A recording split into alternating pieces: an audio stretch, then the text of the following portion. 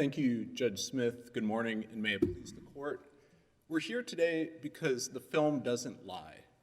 A police officer pulled Michael Anderson over one night, claiming that the driver's side headlight on Anderson's Ford pickup truck was out. But two videos from two different cameras, one before the stop and one after, tell a very different story. Those videos show that Anderson's headlights were both on and shining brightly. As a result, the officer lacked reasonable suspicion to pull Anderson over. The stop violated Anderson's Fourth Amendment rights, and evidence obtained during the stop must be suppressed.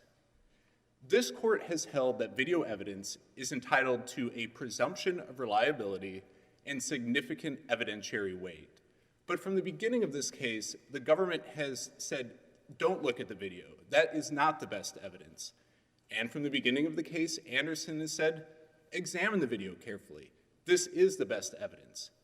When it came time for the district court to make a decision, the district court discounted the video evidence and said that it wasn't clear. And we submit on appeal that the video evidence is clear, and this court is able to review the video evidence. It must view the facts in the light depicted by the video, and here we need to take that requirement literally. We need to review the facts of the headlight depicted by the video.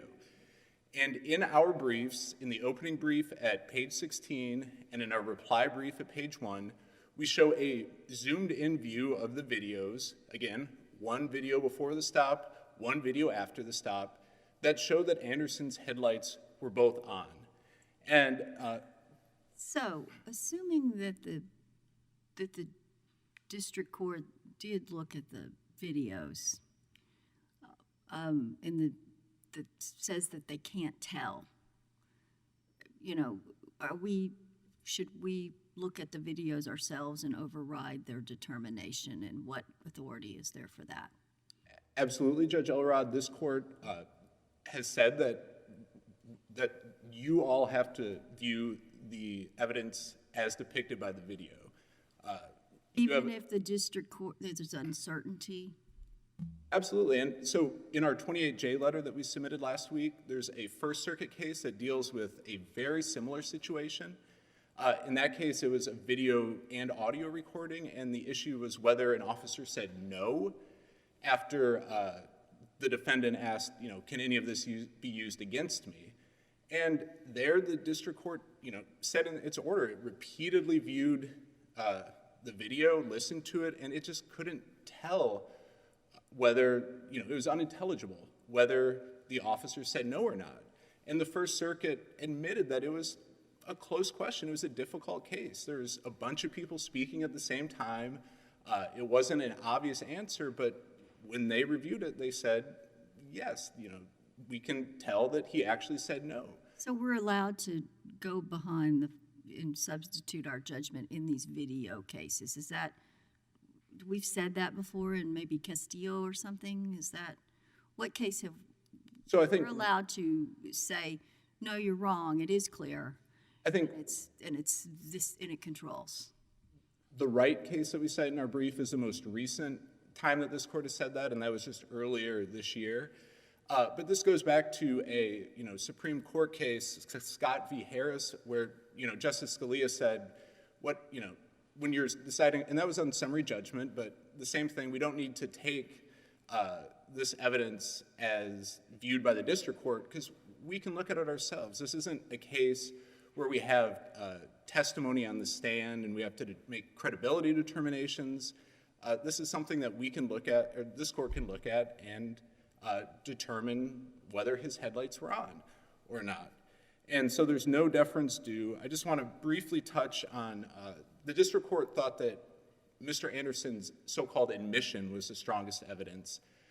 And that admission is at best ambiguous, but compared to the videotape, it just doesn't hold any water. If we were here only on Mr. Anderson's admission, we probably would not be here, to be honest, or if we were, we would have a much tougher road to trek down to get reversal. What is the admission? I'm not sure, Your Honor. And this is also something that this court can review because it is on the body cam from 4 minutes and 45 seconds to 5 minutes. And I don't think there is an admission there. He reacts with surprise. He says he just realized it was, if it was out. He says, I guess I was running on high beams. He said, I didn't know, but when I take it down from high beams to low beams, I guess there's only one. It is a defendant trying to explain what he has just been told the problem is, but there is no evidence that he actually knew that his headlights were out. Is there some backstory here that's in the record that because it's obviously, even if assuming the government is right and you could tell that the headlight is out, which I know you disagree with, it would be very difficult. The police officer was going into the convenience store thing to stop the car. Is very quickly. What is there? Were they looking for this guy or something, or is there something that some other backstory that's in the record? There's no evidence in the record on this. In the district court, the government made the argument that this particular officer did not know who Mr. Anderson was, but that officer never testified to that fact. So we really don't know. And you're absolutely right, Judge Elrod. This decision was made very quickly. The cars were still fairly far away at the time of the decision.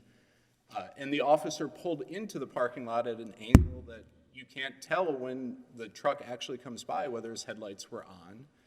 And conspicuously absent from the record is any body cam video of the headlights. But we do have these clear videos, before and after. And the after video of the backseat cam seems almost to be an accident, but it, very clearly shows that these headlights were both on.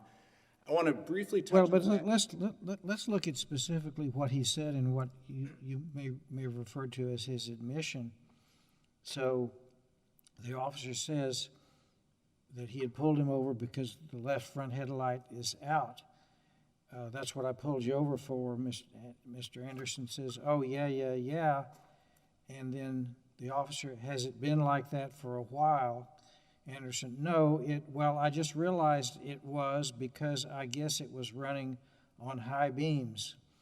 Question, it was running on high beams. Anderson, answer, no, I didn't notice because when you take it down to regular, it only has one. So, common experience tells me that that's what you do if you're a driver and one of your headlights is out till you can get it fixed. Sometimes you have to run on high beams so that you have two lights showing in the front. That's exactly what your client, it seems to me, has admitted there. With all due respect, Judge Smith, I don't think it's that clear of an admission.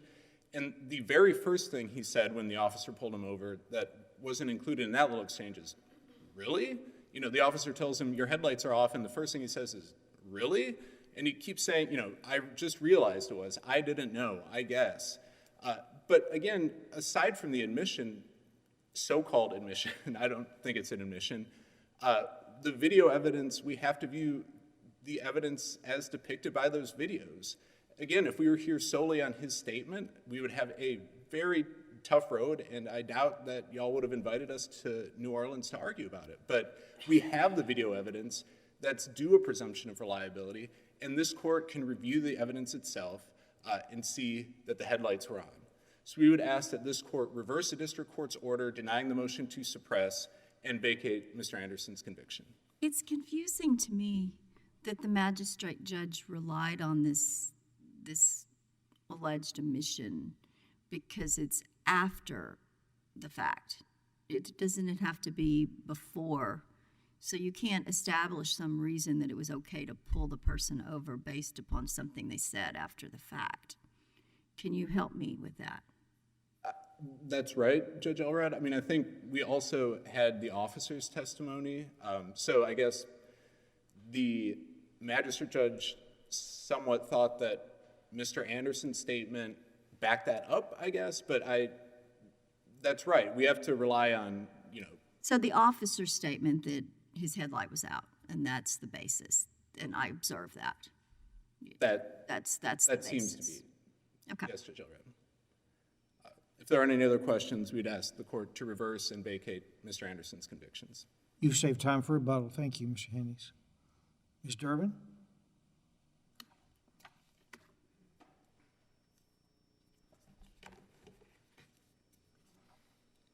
May it please the court, Laura Durbin for the United States. This court can affirm the district court's order denying suppression because, one, the district court's fact findings of both the video evidence, the officer's credibility, and Mr. Anderson's statement where he was told that the headlight was out, indicating that he was aware that the headlight was out, was not clearly erroneous. First, I'll discuss about the videos briefly. The district court said on the record it would view the videos. And this court has said, when testimony conflicts with video evidence, the court must view the facts in light of the video. But there's not a conflict with the evidence here. The videos show on the dash cam video, the very beginning, that's video 5756. At the very beginning of the video, you see two cars in one lane opposite the officer. You see multiple lights, and it's hard to tell where those lights are coming from.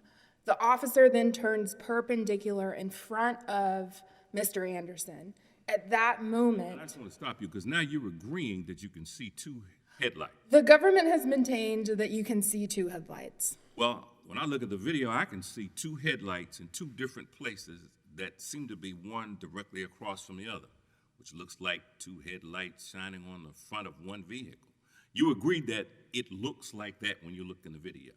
I agree that it looks like there is a brighter headlight on the passenger side and a less bright headlight on the driver's side, and that accounts All for right, that so you're fog agreeing light. with me, there's a light on the passenger side and a light on the driver's side. Yes, So you're yes, saying one's brighter and one's Exactly. less bright. exactly. So it looks like the front of a vehicle with two burning headlights. I think it looks like there's a fog lamp illuminated on one light and a headlight on the other. Now, how do you determine that one's a fog light and the other is a headlight? I think that I'm looking at a still from the video right now, and I can't see the difference. How do you make that determination that one's a fog light and one's a headlight? I think then you defer to the district court's credibility findings of the officer, where he testified, the fog light was illuminated on the driver's side. So that accounts for why there is a light source from the driver's side. And we want videos to be an arbiter of truth, of the facts, because it's an unbiased witness. And the standards that we've adopted around videos leads us towards that belief. But sometimes the videos are just like any other witness. They're imperfect. Here, it's dark.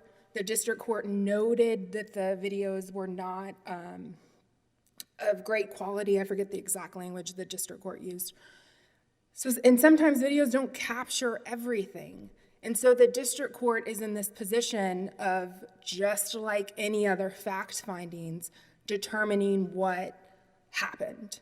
And here the district court made the determination, these videos are not probative. So I'm going to rely on the other evidence, which included Officer Contreras' testimony and Mr. Anderson's statement to the officer that he was running on low beams. What do you do about running on low beams? What? I think it was much like how Judge Smith characterized it. I don't know exactly what, I can't speak for Mr. Anderson. All I can do is review the video. And I think what he was saying was, I had the high beams on. When I take it down off the high beams, there's only just one, meaning there's only just one headlight. Well, you'd interpret that to mean only one headlight, but I don't know what this truck is like, and I didn't research it. But there are headlights on one side of the vehicle, where there may be two bulbs in the same headlight. You agree? Right. There are cars that are that way. So when he said it goes to one, why do we assume he wasn't just saying it goes to one bulb in the same headlight where there were two? Which means it just wouldn't be as bright when it goes to low beam.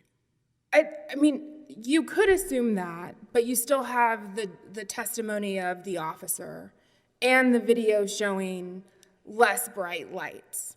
So the officer's view of there's just one headlight is not unreasonable under those facts. And also the district court. What I'm getting at is, why is it reasonable to conclude that you have some kind of confession that he only had one light when he could have just been talking about a single bulb in the same light? Well, I think under the standard, when there's two plausible explanations between the evidence, if they're two permissible views, the district court's view that its choice cannot be clearly erroneous. And so while somebody else may have found, oh, this is what he means, the district court's view of his statement is not implausible. And so the district court's finding, and the district court didn't necessarily say it was an admission, but his statement indicated that he was aware that he only was operating with one headlight, was not implausible from Mr. Anderson's statement. Okay, so the video, you agree that the video shows that there are two lights, even if you think one of them is less bright? Yes. Okay. Do you agree that the video afterwards also shows that the headlight is working? From the rear seat view? Yes. I think that shows the same as the dash cam, where there's a brighter light source on the passenger side. But that's not, it doesn't a reason for stopping.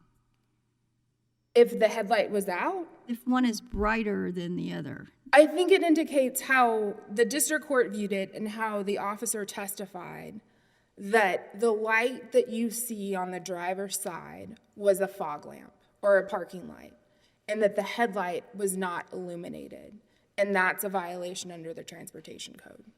And the video The officer could have told that at the time that he was stopping it, whenever it looks like there are two lights. You not only have to say that that's what is, you have to say that that's what the officer could have observed. And so it looks like there are two lights that you can see, and you admit that there are two lights. So the fact that one didn't appear quite as bright is not going to be enough of a reason to stop someone. Well, the officer is still testifying that the headlight is out. How could no one has said that it looks like the thing is out from the distance that the officer made the decision to stop the vehicle, which is, it's some credible, he had already decided to stop him by pulling into the thing quite early in the encounter. Well, I guess I'm a little confused as to the question, because the officer did testify that the headlight was out and that there was a fog lamp that was illuminated on the driver's side. Okay, and so you believe that that is consistent with also the after-the-fact video? Yes. Do you believe it's consistent with the after-the-fact other testimony? Yes. The friend that said it was lit? The problem with the friend is he provided the district court discounted that, did not find it plausible. And two, that the evidence that the friend provided was a picture of the headlight illuminated with no date of when the photo was taken. But we have the video after the fact that looks like it's lit. The video of the night of? The back seat. The back seat? Okay. I think I've covered those. I guess I would just ask, if there are no further questions, that the court find that the district court's findings were not clearly erroneous, and that we ask this court to affirm the judgment and conviction. Thank you. Thank you, Ms. Durbin. Mr. Hennies for rebuttal. Extremely briefly, Judge Smith. I just want to touch on this fog lamp idea that the government advances. At pages 486 and 87 of the record, the officer testified that this fog lamp would be orange or amber in color. And we submit that when you look at that video of the car coming down the road, those are white lights, nothing that is orange or amber. So absent any other questions, we would ask the court to reverse and to vacate Mr. Anderson's conviction. Thank you. All right, thank you, Mr. Hennies. Your case is under submission. Next case.